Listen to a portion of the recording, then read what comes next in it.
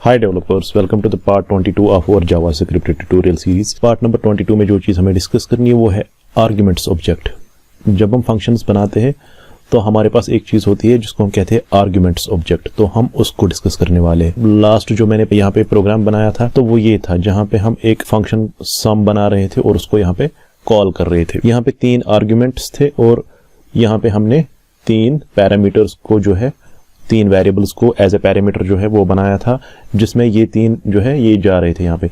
लेकिन हमारे पास ये 3 भी हो सकते हैं, 4 भी हो सकते हैं या कोई भी नहीं हो सकता है। सपोज हम यहाँ पे कोई भी नहीं डालेंगे या यहाँ पे 3 डालेंगे, 4 डालेंगे, 10 डालेंगे, तो हमारे पास कोई यहाँ पे पता ही नहीं है कितने आ सकते हैं ये। सपोज मैं यहाँ पे 5, 8, 7, 25, 32 मैंने 5 पैरामीटर्स को जो है यूज किया है।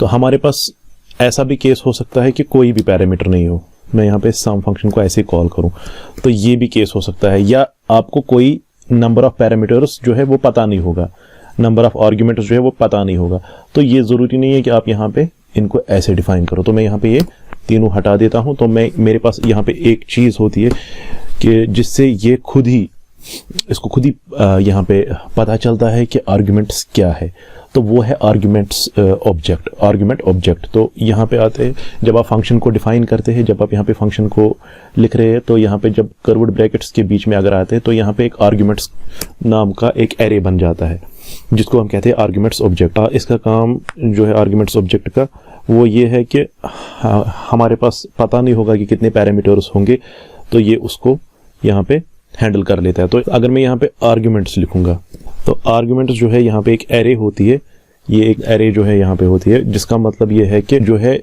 जहां से ये कॉल हो रही है वहां पे आप कौन कौन से पैरामीटर्स है वो ये हैंडल कर लेता है यहाँ पे आर्ग्यूमेंट्स की वजह से आपको यहाँ पे पैरामीटर्स देने की जरूरत नहीं है। आर्ग्यूमेंट्स जो है खुद ही चेक कर लेते हैं, ये यहाँ पे खुद ही चेक कर लेता है कि कौन कौन से आर्ग्यूमेंट्स जो है यहाँ आ गए हैं फंक्शन में। तो यहाँ पे आपको पैरामीटर्स देने की जरूरत नहीं है, सारा यहाँ पे डिलीट करते हैं। और यहाँ पे सम फंक्शन को मैं सपोज इसको मैं यहाँ पे कमेंट आउट कर लेता हूँ और इसको भी कमेंट आउट कर लेता हूँ। तो अभी मैं यहाँ पे ये कॉल कर लेता हूँ सम 5, 8, 7, 25, 32। तो हम 5 आर्ग्यूमेंट्स यहाँ पे भेज देते हैं यहाँ पे, लेकिन हमने यहाँ पे आर्ग्यूमेंट्स को रिसीव करने के लिए कोई भी पैरामीटर नहीं डिफाइन किया है। तो हम देख लेते हैं इसमें कोई एरर आएगा कि नहीं। तो यहाँ पे अगर आप देखेंगे यहाँ पे कोई भी एरर नहीं आया, यहाँ पे कोई भी सिंटेक्स एरर यहाँ पे नहीं आया है। दैट मीन्स हमारे पास कोई भी एरर नहीं आया, ये परफेक्टली काम कर रहा है। अब मैं देखना चाहता हूं कि कितने आर्ग्यूमेंट्स यहाँ से पास हो गए यहाँ पे with the help of argument dot length function. तो मैं यहाँ पे लिखूंगा आर्ग्यूमेंट्स डॉट लेंथ। तो आर्ग्यूमेंट्स जो है यहाँ पे ये एक एरे होती है और उस एरे की मैं यहाँ पे लेंथ कैलकुलेट करूंगा। इस एरे का मतलब होता है कि इस आर्ग्यूमेंट्स का काम जो है ये है कि जहां से ये कॉल हुई है वहां पे कौन कौन से आर्ग्यूमेंट्स पास हुए हैं वो यहाँ पे रिसीव हो जाते हैं। तो यहाँ पे मैं लिखूंगा लेंथ और इसको मैं यहाँ पे कंसोल डॉट लॉग करूंगा। यहाँ पे ऐसे कर लेते हैं और यहाँ पे ऐसे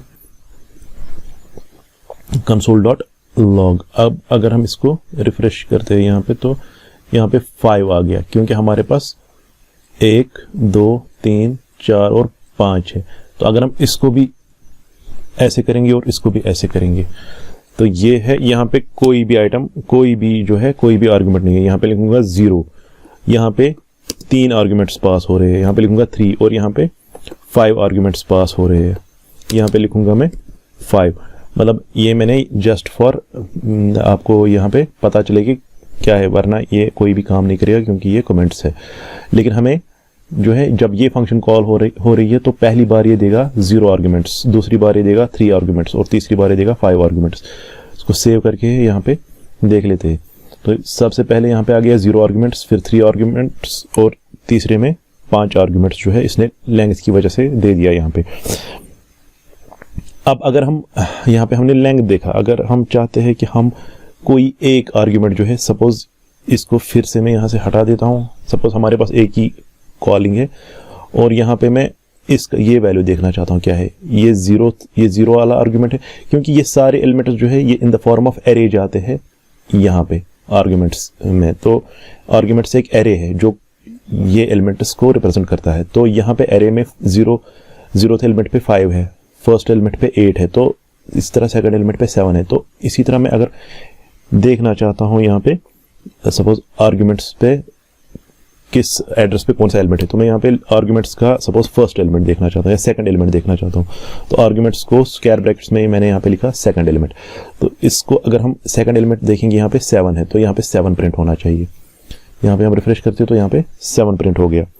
इसी तरह अब यहाँ पे थर्ड एलिमेंट है, यहाँ पे फोर्थ एलिमेंट है, लेकिन फिफ्थ एलिमेंट पे कुछ भी नहीं है। अगर मैं यहाँ पे फिफ्थ लिखूंगा तो वो तो हमें पता ही नहीं, वहाँ पे कोई है ही नहीं कोई एलिमेंट, तो ये दिखाएगा अनडिफाइंड। इसको अगर रिफ्रेश करेंगे तो यहाँ पे दिखाएगा अनडिफाइंड, क्योंकि हमारे पास फिफ्थ एलिमेंट नहीं है, हमारे पास सिर्फ 4 है, 0 से लेके 4 तक। अगर मैं 3 की बात करता हूँ तो 3 पे 25 है, यहाँ पे 25 प्रिंट हो जाएगा। तो रिफ्रेश करेंगे, यहाँ पे 25 प्रिंट हो गया। अब मैं चाहता हूँ कि सपोज मेरे पास फंक्शन है, कोई सम फंक्शन है विदाउट आर्ग्यूमेंट्स, तो इसके बाद मैं कोई भी यहाँ पे नहीं लिखूंगा। सम फंक्शन है अभी विदाउट आर्ग्यूमेंट्स है, तो उस केस में क्या दिखाना चाहिए, लेकिन जब आर्ग्यूमेंट्स साथ होंगे तो उस केस में क्या दिखाना चाहिए। तो मैं यहाँ पे अंदर से लिखूंगा इफ स्टेटमेंट। तो इफ के अंदर मैं लिखूंगा आर्ग्यूमेंट्स अगर कोई भी नहीं है, इसकी मतलब इसमें कोई भी एलिमेंट नहीं है, जैसे अभी है, क्योंकि इसमें 0 एलिमेंट है, सम में कोई भी एलिमेंट नहीं है, तो मैं लिखूंगा आर्ग्यूमेंट्स डॉट लेंथ। तो यहाँ पे कंपैरिजन के लिए डबल इक्वल टू लेते हैं, इक्वल्स टू 0। अगर इसकी लेंथ 0 है यानी कोई भी आर्ग्यूमेंट नहीं है इसको यहाँ पे, तो यहाँ पे क्या होना चाहिए और एल्स पार्ट में क्या होना चाहिए उस टाइम। तो पहले इफ में लिखते हैं कि हम लिखते हैं कि यहाँ पे नो आर्ग्यूमेंट्स पास। तो यहाँ पे लिखूंगा कंसोल डॉट लॉग, यहाँ पे लिखते हैं नो एलिमेंट या आर्ग्यूमेंट, लिखते हैं no argument passed, no argument past.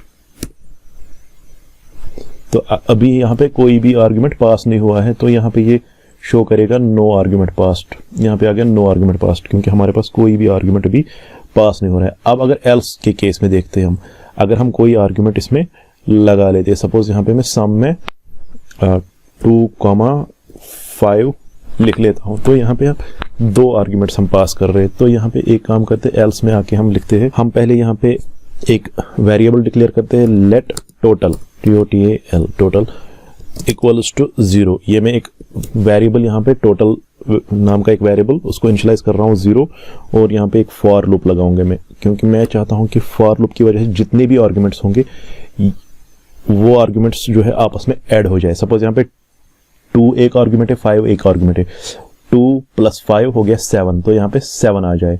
अगर यहाँ पे 3 आर्ग्यूमेंट होंगे 2 + 2 5 और 8, दैट मीन्स 2 + 5 = 7 एंड 7 + 8 = 15 आना चाहिए। तो आर्ग्यूमेंट्स को आपस में प्लस करना चाहिए, इसीलिए मैंने टोटल एक वेरिएबल लिया जिसकी वजह से ये प्लस हो जाएंगे, जिसमें हम इसका इन तीनों का प्लस जो है स्टोर करेंगे। तो यहाँ पे मैं लिखता हूँ फॉर लूप के अंदर लेट I = 0, क्योंकि ये एरे है, हमें एरे क्योंकि ये in the form of array पास हो जाएगी। यहाँ पे ये 3 एलिमेंट जो है in the form of array पास हो जाते हैं।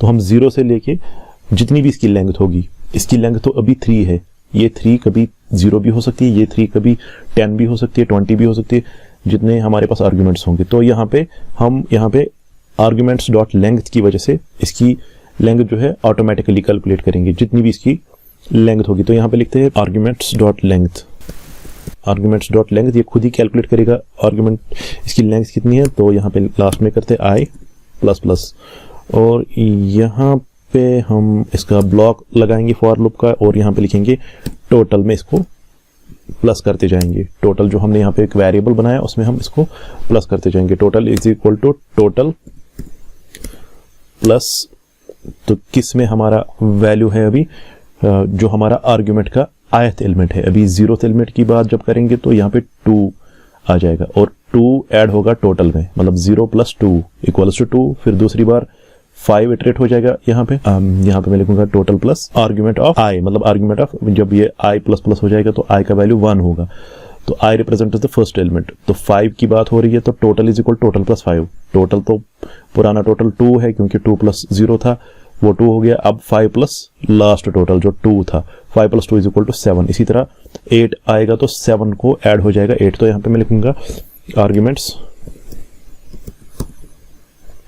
Of i, current value of i जो है, करंट वैल्यू ऑफ आई जो है, और वहां पे जो एलिमेंट है, क्योंकि मैंने लिखा आर्ग्यूमेंट्स क्योंकि वो एक एरे है जिसमें 2, 5 और 8 है। आर्ग्यूमेंट्स ऑफ आई, 0 के टाइम आई 2 है, 1 के टाइम आई 5 है और 2 के टाइम आई 8 है। तो एक एक करके एलिमेंट लाएगा और उसको टोटल में ऐड करता जाएगा यहाँ पे। तो लास्ट में ये तो ऐड होते जाएंगे एलिमेंट्स, उसके बाद हम इसको क्या करेंगे, उसके बाद हम इसको यहाँ पे प्रिंट कराएंगे। तो हम यहाँ पे लिखेंगे console dot log, for loop के बाहर हम लिखेंगे कंसोल डॉट लॉग, और हमारा जो वैल्यू है वो टोटल में है, तो यहाँ पे लिखेंगे टोटल। चीज गलत की, हमने यहाँ पे लिखना था i इज लेस देन, क्योंकि हम i को 0 से स्टार्ट कर रहे हैं। रिफ्रेश करेंगे तो यहाँ पे 15 आ गया। 15 क्यों आया, क्योंकि 2 + 5 = 7 + 8 = 15। 15 क्यों आया, क्योंकि हमने यहाँ पे 2 + 5 + 8 किया। यहाँ पे और एक कॉन्सेप्ट है कि अगर हमने सपोज हमने इस सम फंक्शन को यहाँ पे कॉल किया, और यहाँ पे हम इस सम फंक्शन से पहले एक चीज करेंगे, हम एक वेरिएबल में क्या करते हैं, हम यहाँ पे एक वेरिएबल डिक्लेयर करते हैं, लेट सपोज एडिशन, यहाँ पे लिखता हूं मैं let addition, let addition is equal to sum. हमने यहाँ पे सम को क्या करना है, हमने यहाँ पे सम को ये पैरेंथेसिस, ये स्मॉल ब्रेसेस जो है, ओपनिंग और क्लोजिंग ब्रेस नहीं देना है, और हमने इसको सेव किया इस एडिशन में। तो एडिशन भी अब सेम वही काम करेगा जो सम कर रहा है यहाँ पे। जैसे हम एडिशन को अगर कॉल करेंगे, ये भी एक फंक्शन बन गई, लेकिन वो सेम काम वही करेगा जो सम कर रहा है। सपोज इसमें मैं अलग से कुछ वैल्यूज देता हूं, सपोज 15, 16, तो इसका रिजल्ट जो है 31 आना चाहिए अलग से। सम अपना रिजल्ट देगा 15 और ये अपना रिजल्ट देगा 31। अगर हम इसको यहाँ पे देखेंगे तो 15 अलग से आ गया और 31 अलग से आ गया। उम्मीद है कि आप लोगों को ये वीडियो अच्छे से समझ में आई होगी। Thanks for watching and don't forget subscribe our channel Indus technologies.